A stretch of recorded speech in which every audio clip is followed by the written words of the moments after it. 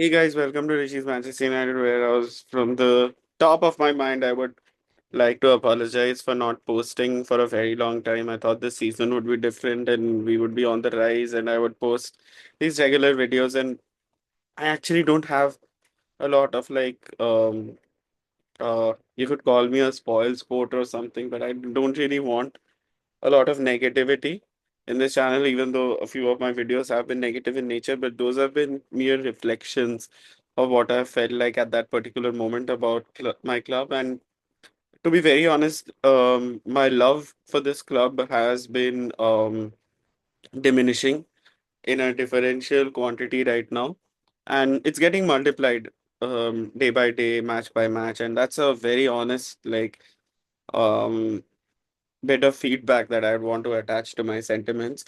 But the fact of the matter is very clear, according to me, about the situation of this club. We had a golden opportunity to bring the team together after Ten Hag's departure, which I don't agree with, to be honest. And we could have done that with Rude, and we saw that for the first like 3 or 4 games that he was in charge. We were getting great results, and then we've just started going backwards and backwards and backwards. We've removed a few of our players, and those players have done relatively better than what they were doing at United, primarily bench warming. But yeah, I mean, it's been a difficult last few weeks, and what I think Ineos is doing is this entire like cost cutting measure and treating United like a thing that the Glazers essentially wanted United to be, essentially a cash cow. And Ineos has just facilitated that in ways that are inexplainable. They have been cutting charity work, they have been cutting funds, and that is essentially due to the Glazer debt. And yeah, that is not our problem per se, but that entire dream of the Glazers to like bring United down to the mid-table has come into fruition. Certainly with this uh, Ineos takeover of the sporting department of Manchester United. So two big blunders that have happened according to me over the last like 6 to 7 months of me not posting. One being Eric Ten Hag getting sacked, and the second being Dan Ashworth getting sacked. We got Dan Ashworth. He has had a brilliant reputation in football, Brighton, Newcastle, and they've done relatively well. And getting that person just because they wanted maybe Thomas Frank, who, in my opinion, would have been a better coach any day, was pretty toxic and not reflective of the United way at all. Now, I was reading this very interesting analysis by Roy Keane, and he stated the fact that these modern managers are very stringent and strict with their ways, and they are not going to adapt in any way. And that is how it's going to be going forward. And yeah, you look at Rúben Amorim, and that has been the overall characteristic at Manchester United. Three at the back, two wingers, two midfielders, three at the front, or 2-1 or 1-2 at the front, and that has happened anyway. Um, Even if he doesn't have the players, even if Mazarawi is playing right back and Dalot is playing left back, even if even if he has to play Bruno in a holding midfield position, when there are players like Kobe who can play and Bruno may be further up. But yeah, playing Bruno in that particular position is just a waste. He will just rail balls forward and people will have to chase, and that is no way to play, in my opinion.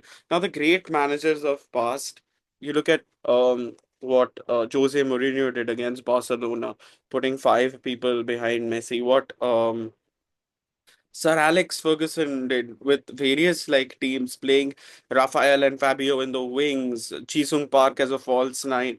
He did all these things because there was a certain situation that needed a particular analysis to be done and a particular style of football to be played. And I don't see Ruben Amorim doing that at all at Manchester United. And right now, no matter how much you taunt me or tell me, we needed a manager like Ollie, a manager that could give players a hug, at least take us to like the top six,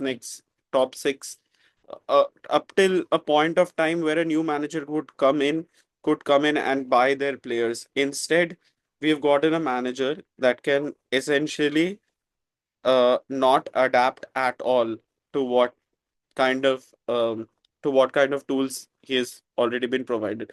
Now, there have been a lot of criticism on Marcus Rashford. They don't train. Um, Marcus Rashford and Jadon Sancho, they don't train. Jadon Sancho, I would still say, terrible attitude on his part, and he deserves every bit of rotten luck that he has gotten. But let's say Marcus Rashford, okay. No, why did Eric Ten Hag favor him? Because he would change matches, and there's a lot of hatred for like Marcus Rashford in our fan base, a player that has come from the academy, a player that has scored more than 130 goals for the club, in 420 matches or whatever. He's just 20 behind Beckham, and I feel like if the situation was us moving around the top four or the top six, or even in the top eight, I think the manager would be much kinder to Marcus Rashford because he would identify the talent. And I think he's been made an example out of the fact that you can be a star player, the number 10 of a club like Manchester United, and if you don't train well, you are supposed to be booted out. And training well and all is fine, but a player of that level of talent per se, I think Eden Hazard, not the best trainer in the world. I think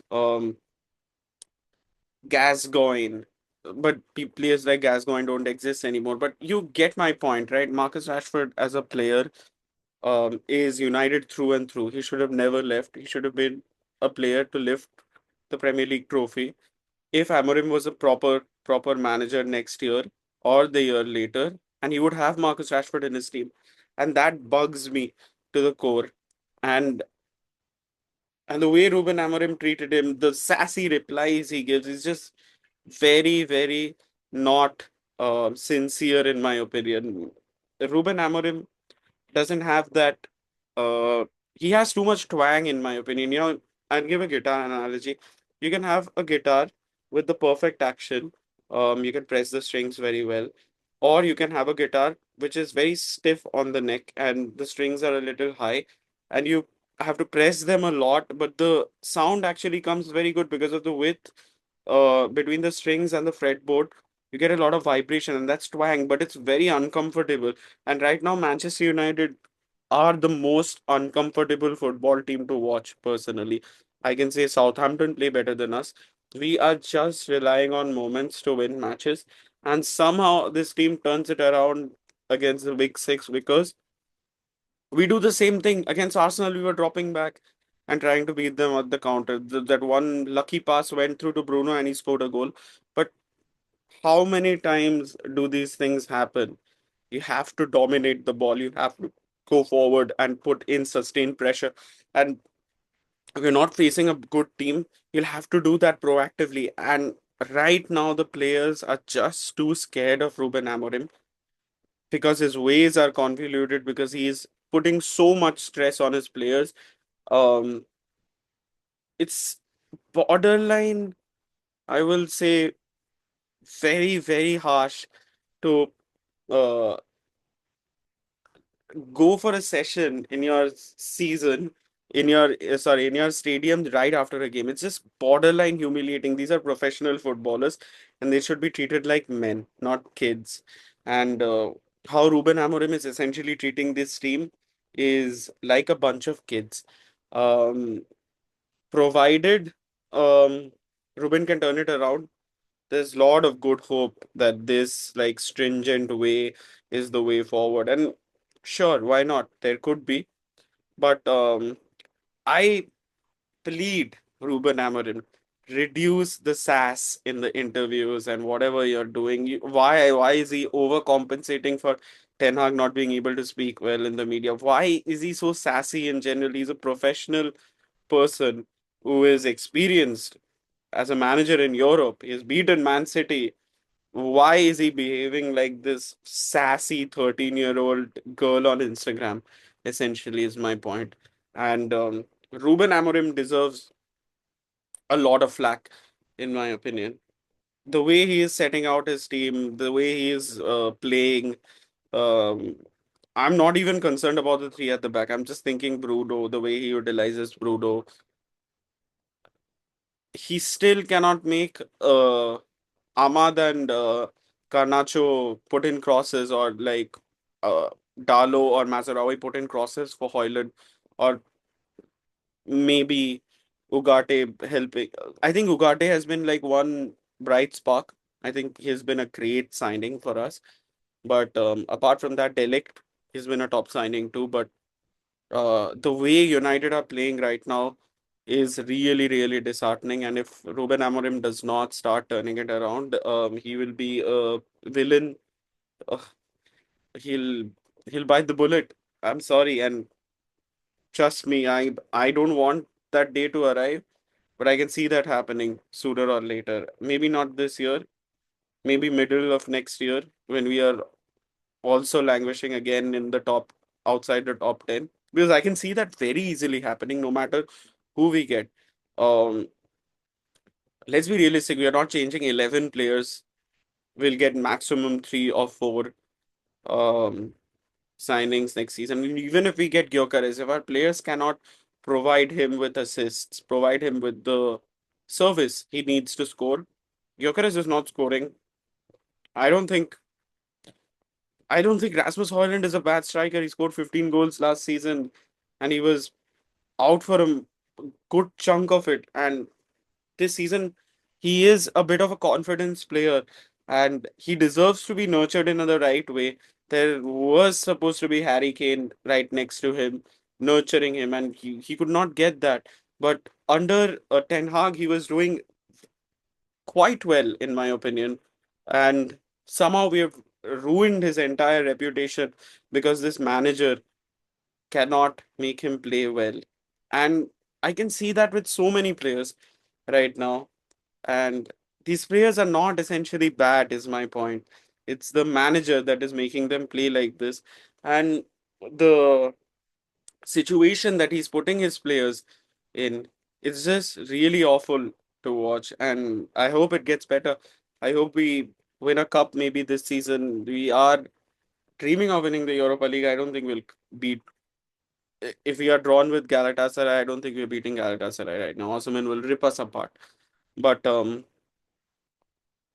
yeah, I mean, people can dream all they want, but I am not convinced. And yeah, that's it.